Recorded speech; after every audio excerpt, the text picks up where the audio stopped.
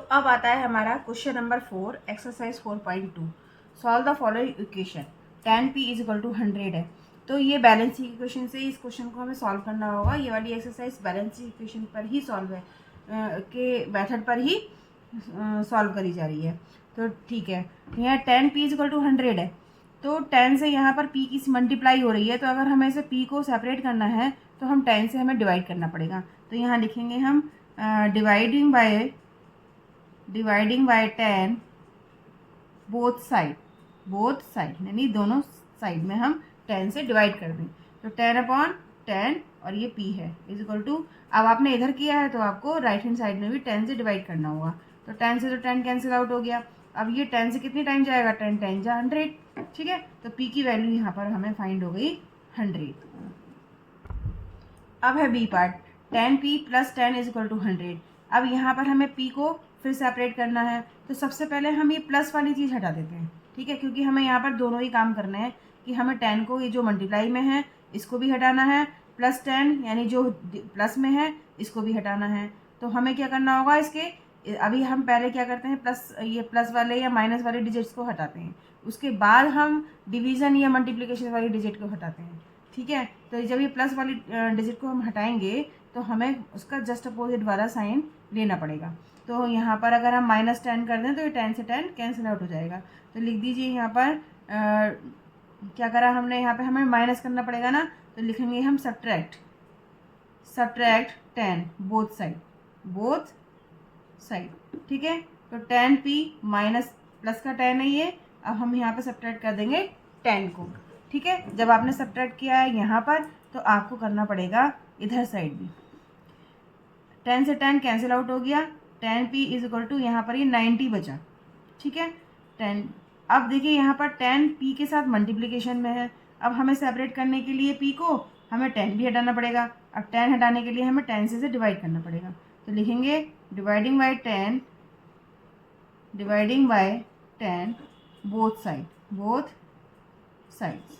तो 10p/10 is equal to, आपने इधर किया है तो RHS साइड भी 10 से डिवाइड कर दो। 10 से 10 कैंसिल आउट हो गया। अब p की वैल्यू देखिए, 10 0 से तो 0 कैंसिल आउट हो गया, तो यहाँ पर 1 को 9 से डिवाइड करेंगे तो 9 ही आएगा। तो न p की वैल्यू आ गई हमारी 9। अब नेक्स्ट क्वेश्चन में क्या है, p/4 इज इक्वल टू 5। तो इस 4 को हटाने के लिए अभी क्या है, ये डिवीज़न में है, तो हमें मल्टीप्लाई यानी जस्ट अपोजिट करेंगे, तो मल्टीप्लाई करना होगा हमें। मल्टीप्लाई हम 4 से कर देंगे बोथ साइड। ठीक है, तो लिखेंगे मल्टीप्लाई बाय 4 बोथ साइड। ठीक है, अब p/4 मल्टीप्लाई किया 4 से लेफ्ट हैंड साइड में, तो राइट हैंड साइड में भी आप 4 से मल्टीप्लाई करेंगे। 4 से 4 कैंसिल आउट हो गया, तो p इज इक्वल टू 5 4 जा 20। तो p की वैल्यू यहाँ पर आपको फाइंड हो गई 20। तो डी पार्ट में क्या है, p/3 इज इक्वल टू 5। यहाँ हमें p की वैल्यू फाइंड आउट करनी है। तो 3 क्या है, डिवीजन में है, तो हमें क्या करना पड़ेगा, इसका जस्ट अपोजिट यानी हमें 3 से मल्टीप्लाई करना पड़ेगा। तो 3 से 3 कैंसिल आउट हो जाएगा। तो लिख देंगे यहाँ पर मल्टीप्लाई बाय 3 बोथ साइड। ठीक है, तो p/3 यहाँ किया आपने मल्टीप्लाई 3 से इज इक्वल टू 5 इंटू, यहाँ पर भी हम 3 से मल्टीप्लाई करेंगे, तो 3 से 3 कैंसिल आउट हो गया, तो p बचा बस, जो हमारा मकसद था p को सेपरेट करने का। तो p इज इक्वल टू 5 3 जा 15, हमारा p की वैल्यू आ गई 50।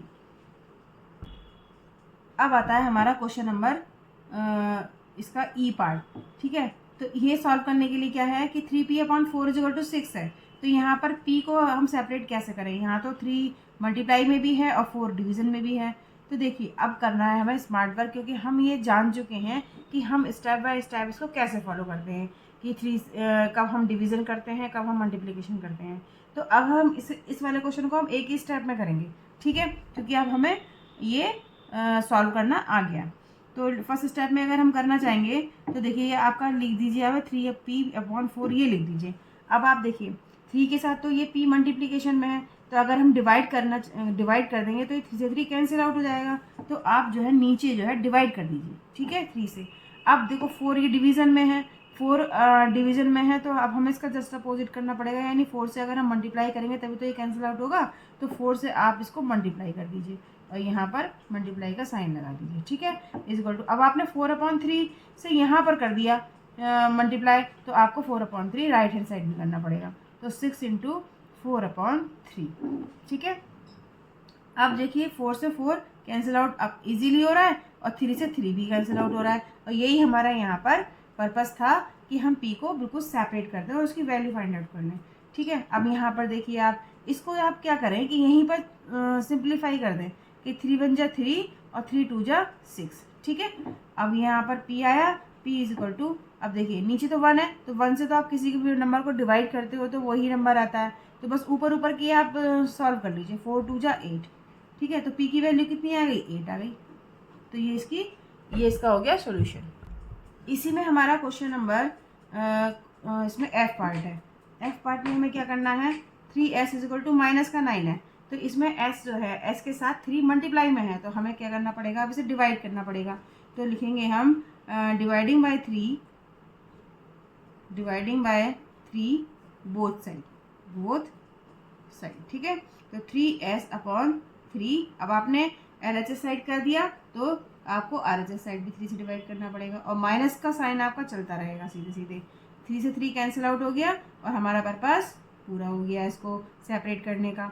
अब इसे यहाँ पर सिंप्लीफाई कर दीजिए, 3 से 9 को डिवाइड करेंगे तो कितने टाइम जाएगा, 3 से 9, तो ये आ जाएगा -3, ठीक है।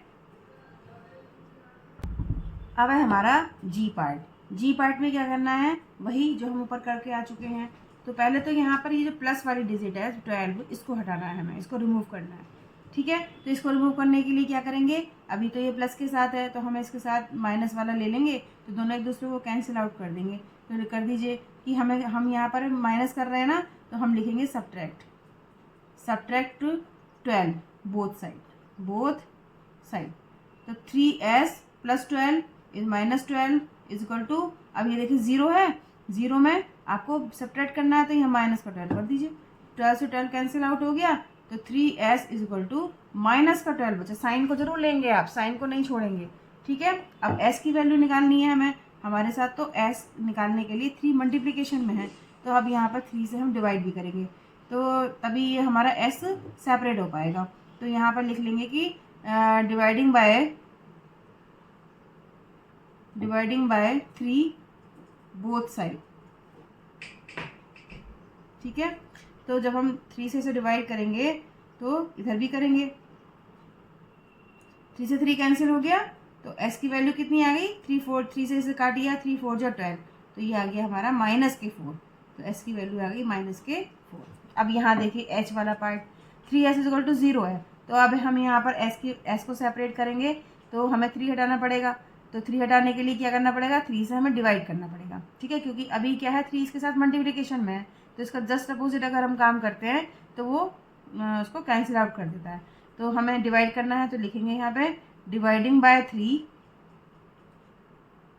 बोथ साइड, ठीक है। तो 3s/3 = यहाँ पर भी आप डिवाइड कर दीजिए, तो 3 से 3 कैंसिल आउट हो गया। अब आप यहाँ देखिए 3 से आप 0 को डिवाइड करोगे तो 0 ही तो आएगा, क्योंकि किसी भी नंबर से 0 को डिवाइड करोगे तो 0 ही आंसर आता है। तो s की वैल्यू यहाँ पर हमारी फाइंड हो गई 0।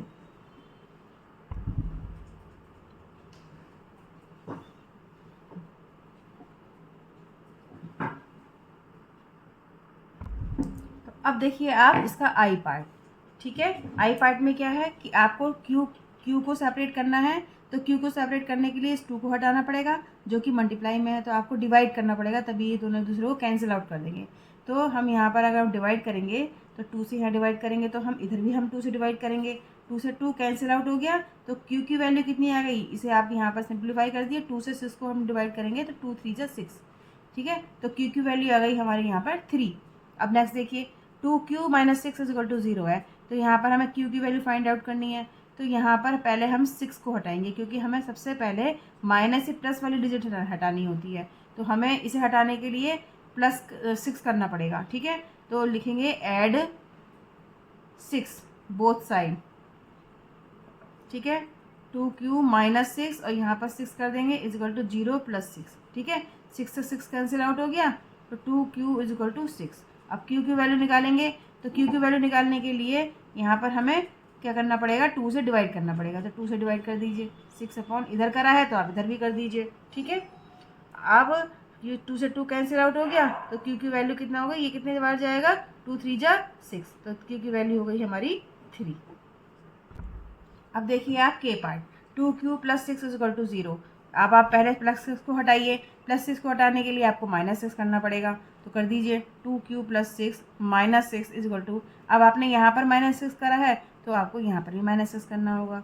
तो 2q, अब देखिए 6 से 6 कैंसिल आउट हो गया, अब इधर क्या हो गया, इज इक्वल टू ये हो गया माइनस का 6, क्योंकि ये माइनस है, 0 में से 6 करोगे तो माइनस का ही आएगा, साइन चलेगा। अब q को सेपरेट करना है तो हमें क्या करना पड़ेगा, इस 2 को भी हटाना पड़ेगा, तो हम 2 से डिवाइड कर देंगे, 2q upon 2 is equal to, अब इधर भी डिवाइड करेंगे हम, ठीक है। 2 से 2 कैंसिल आउट हो गया, तो q इज इक्वल टू आ गया, जब से 2 से डिवाइड करेंगे 2 3 जा 6, तो ये आ जाएगा 3, और साइन किसका लगा हुआ है, माइनस का, तो उसे हम छोड़ेंगे नहीं, माइनस का साइन साथ लेके चलेंगे, ठीक है। अब इसी में ही है 2q plus 6 is equal to 12 equation. पहले इसको प्लस वाले 6 को हटाइए, क्योंकि पहला काम तो हमारा यही है कि प्लस और माइनस वाली डिजिट हमें हटानी होती है, तो हटाइए 2q प्लस 6, यहाँ माइनस का 6 कर देंगे तो ये कैंसिल आउट हो जाएगा। अब आपने इधर साइड किया है तो आपको इधर साइड भी माइनस 6 करना पड़ेगा, 6 से 6 कैंसिल आउट हो गया, तो 2q इज इक्वल टू यहाँ बचा 6। अब देखिए q 2 के साथ मल्टीप्लाई में है, तो अब इस q को भी हमें सेपरेट करने के लिए 2 से डिवाइड करना पड़ेगा, तो यहाँ पर हम 2 से इसको डिवाइड कर देंगे, और इधर भी हम 2 से डिवाइड करेंगे, तो 2 से 2 ये कैंसिल आउट हो गया, और q इज इक्वल टू, अभी कितने टाइम जाएगा, 2 3 जा 6, तो 3 इसका आंसर आ गया, q की वैल्यू हमारी 3 आ गई।